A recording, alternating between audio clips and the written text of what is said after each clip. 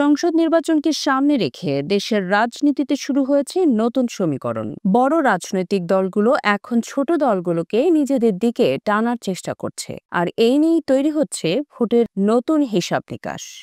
আওয়ামী লীগের বিরুদ্ধে যুগপৎ আন্দোলনে থাকা সঙ্গীদের বিএনপি ধরে রেখেছে, আবার জামায়াতে ইসলামী আলাদা নির্বাচনী ফ্রন্ট গড়ার চেষ্টা করছে।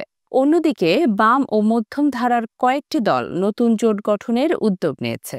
ভোটের রাজনীতিতে ইসলামপন্থী দলগুলোর সমঝোতা নিয়েও চলছে আলোচনা। কেউ চাইছে এক বাক্সে ভোট, কেউ চাইছে একক প্রার্থী। তবে সবাই মিলে সমঝোতা হলে রাজনীতির চিত্র বড় ধরনের পরিবর্তন হতে পারে।